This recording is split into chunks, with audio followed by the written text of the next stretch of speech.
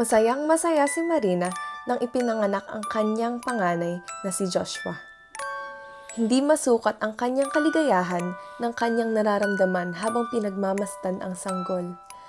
Sa kanyang isip, ito ang bunga ng kanyang pangarap. Lumaki si Joshua sa tamang paggabay at pag-aaruga ni Marina. Lahat ay kanyang gagawin para sa kabutihan ng kanyang anak. Sinikap din ni Marina na mabigyan si Joshua ng maayos na edukasyon kahit sa munti niyang pagtitinda, mula elementarya hanggang sa mataas na paaralan. Kalaunay, nakagraduate din ito sa kolehiyo. Di kalaunay, pinalad naman si Joshua at ito'y nakakuha ng maayos na trabaho sa Maynila. Sa kanilang pagkakalayo ay hindi nakalimot si Marina na magdasal para sa kanyang kalusugan at mapalayo sa kapahamakan ang kanyang mahal na anak. Sa tuwing uuwi ng probinsya si Joshua at pakakapiling niya ang kanyang ina ng ilang araw, ay walang paglagyan ng kasiyahan ang makikita sa mukha ni Marina.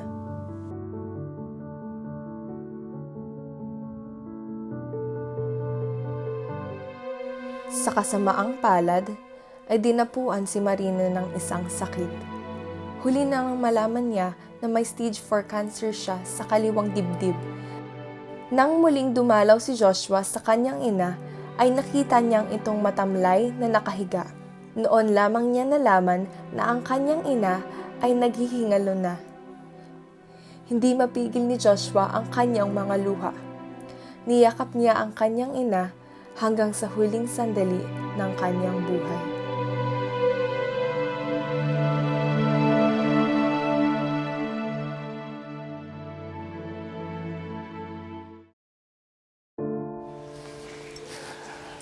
Napanood naman ninyo yung mga performance ng ating mga kabataan at mga kwento ng buhay nila. At napakaganda sa mga ganon, lalo na dun sa interview, yung galing sa puso nila yung mga sinasabi nila na kinakailangan magbago, tapos yung mga problema nila.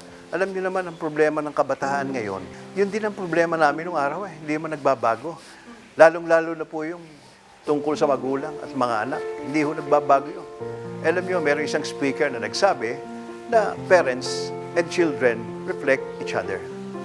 Dito ho sa pangatlong salita ng Panginoong Kristo, makikita natin that really parents reflect their children and children reflect their parents. No?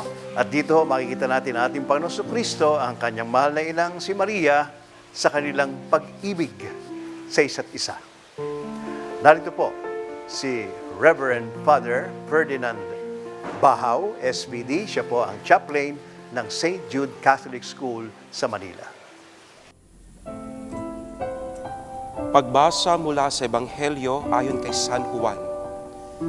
Nakatayo sa tabi ng krus ni Jesus ang kanyang ina at ang kapatid na babae nitong si Maria na asawa ni Cleopas. Naroon din si Maria Magdalena. Nang makita ni Jesus ang kanyang ina at ang minamahal niyang alagad sa tabi nito, kaniyang sinabi, "Ginang, narito ang iyong anak." At sinabi sa alagad, "Narito ang iyong ina." Mula noon, siya ay pinatira ng alagad sa kaniyang bahay. Ang mabuting balita ng ating kaligtasan.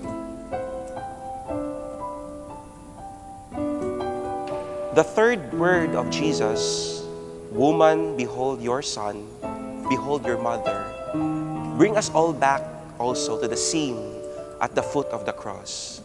You have Mary, and you have the beloved disciple.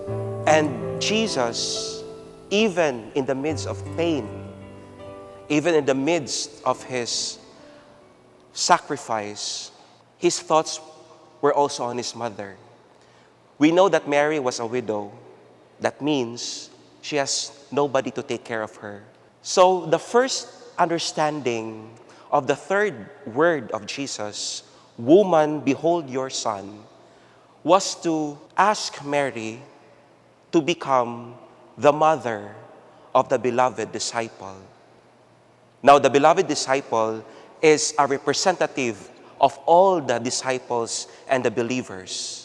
So the second movement of Jesus was to ask the beloved disciple behold your mother.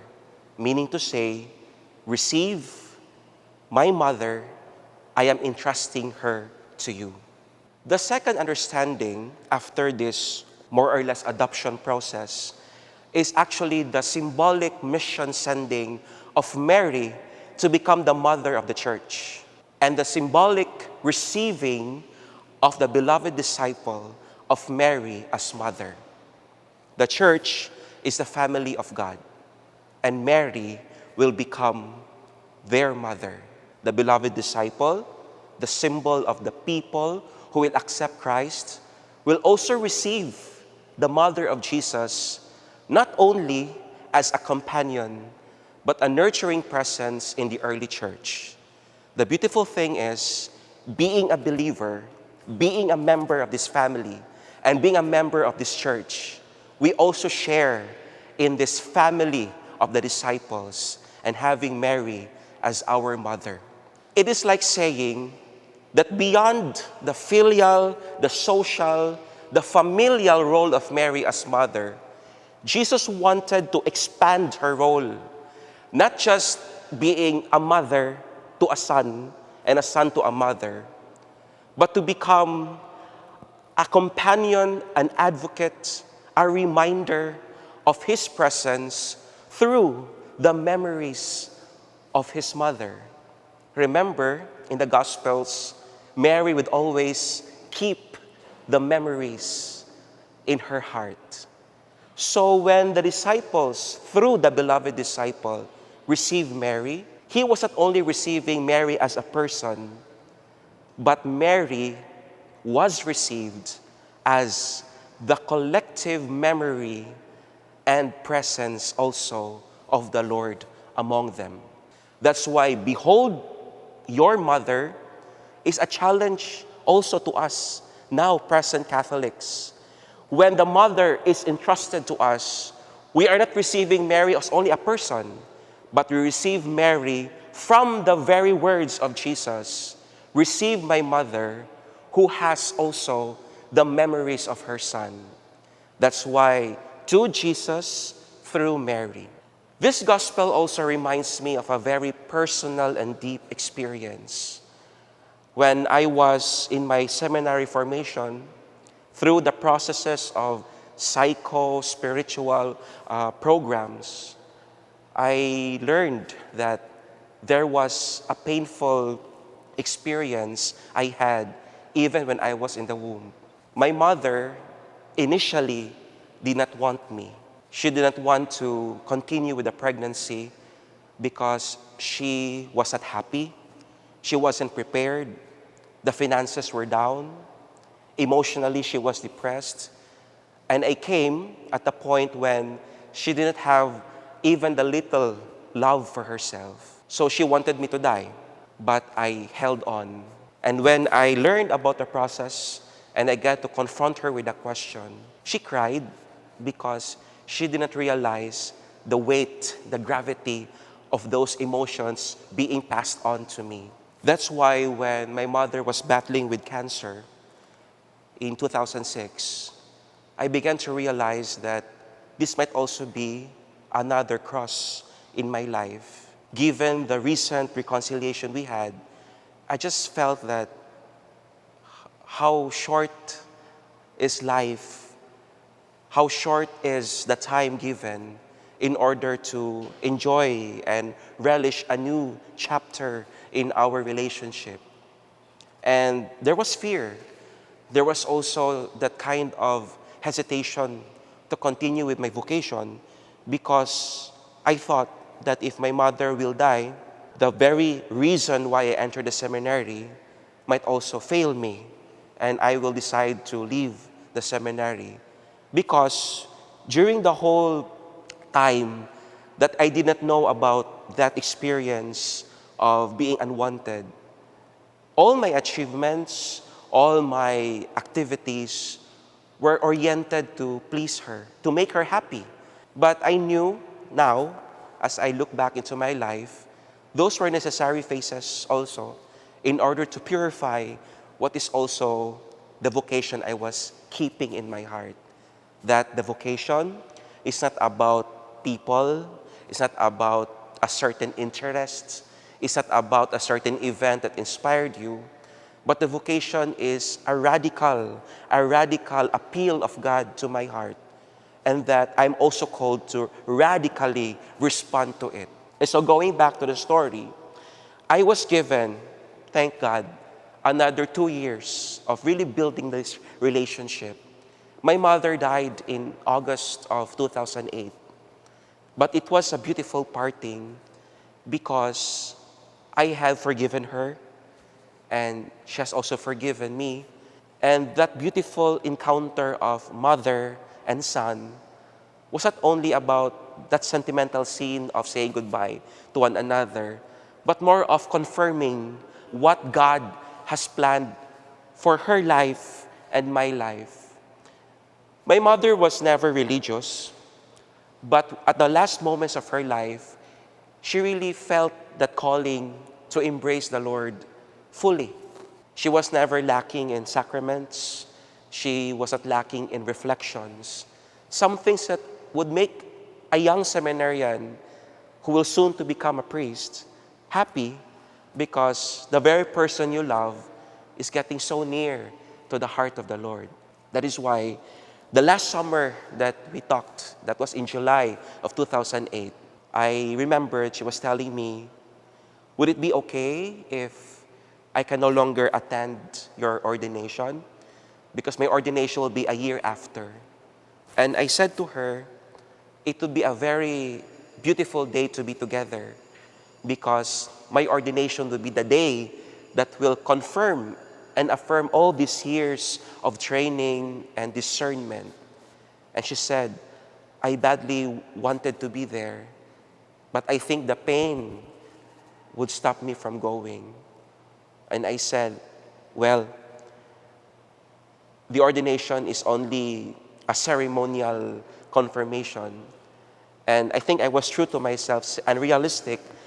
If the pain becomes stronger and deeper, then there's no need really to be pressured, Ma, to come to my ordination.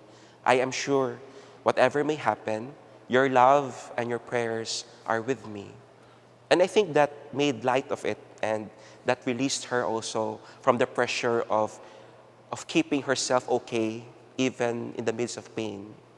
And she said to me one thing that until now I will never forget. Never ever stop from what you want to do. Pursue the priesthood even if I die. Why? Because God has given us a specific life to live. I had mine, and this is your life. Huwag mong itali ang buhay mo sa buhay ko. I know that my life is ending. I know that this is the lifespan I am gifted with, and I'm happy and contented with that, seeing you grow into a better person, to the son that I have in my mind, a son that I will be proud of. And she said, continue with your life because the Lord has a mission for you. And I think that gave me the confidence to continue with my life because my mother did not only accept the reality of my vocation, but she accepted the reality also of her vocation. That as a mother, it's not only about caring and nurturing, but also supporting the very heart of the child. And I always say to myself, I owe my formation from my mother because she challenged me with her death. That her death is not the end of all the beauty that my vocation is enveloped with. So sinabi ko sa sarili ko, if this will make me a son worthy of her pride, and that will make me also a better person, then go on with the journey. She never made it to the ordination. But I know in her prayers and in her spiritual state now, she has a son who is still working, a voyager in this world, a missionary, a pilgrim, and maybe one day the Lord will also grant another encounter in the next life. But as of now, I'm very happy with my relationship with my Lord, love for the church, because I know that I am not alone. my mom is with me all the time. How much more with the Blessed Mother who is with us all the time.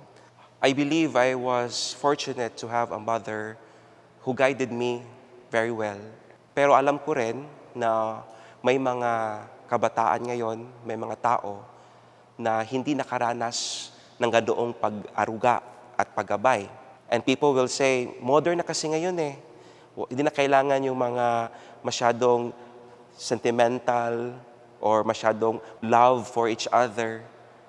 Pero hindi eh, because hindi naman nanluluma ang mga hinaing ng puso. The heart will always be hungry for love. The heart will always be hungry for care.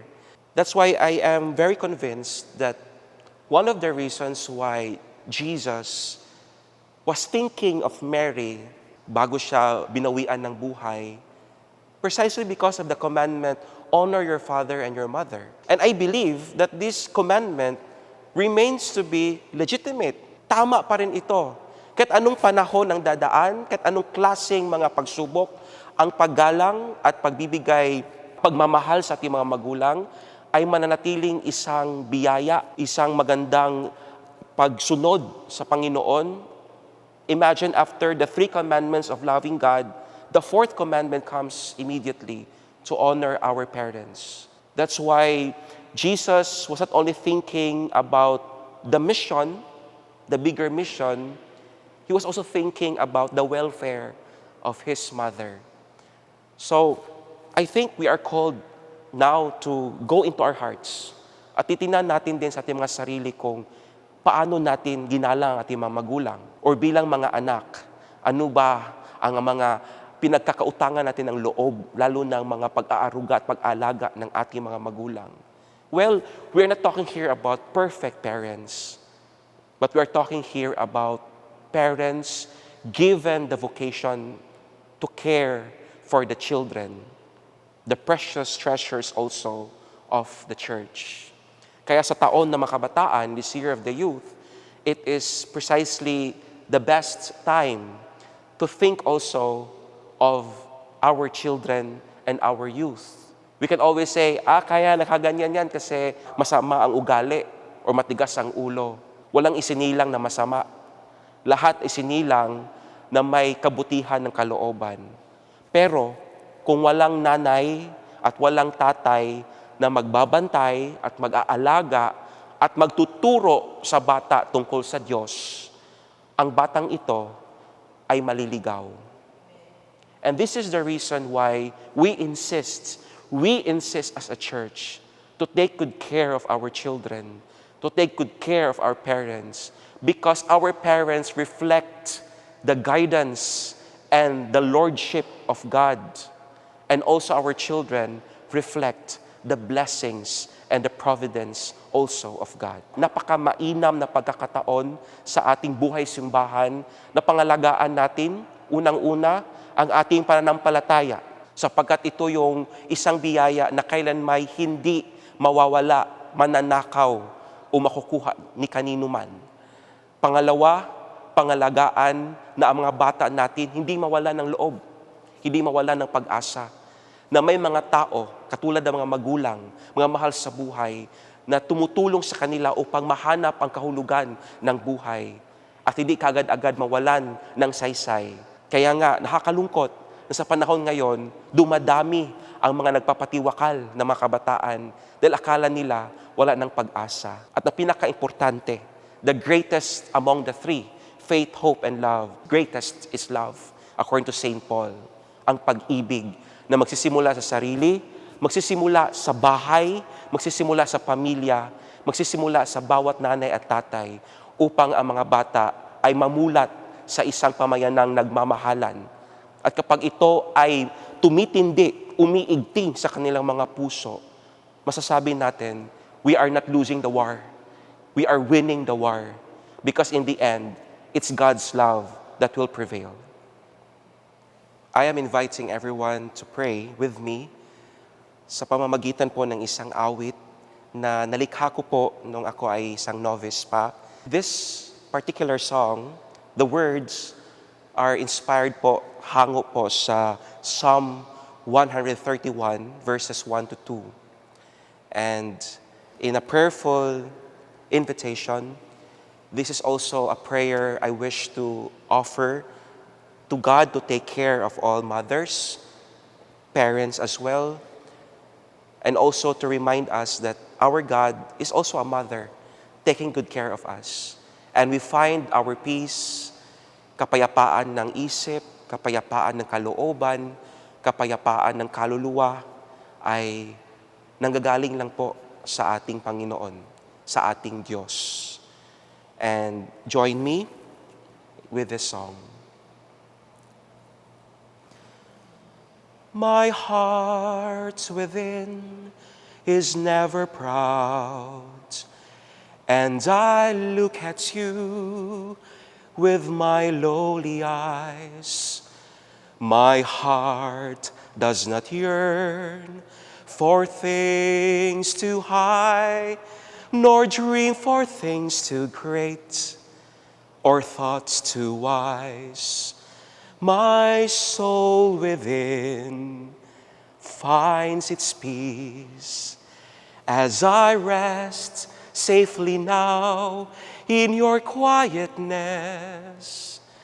safe like a mother's lap where all my troubles cease. My heart finds rest in you, where my joy is endless, where my joy is endless.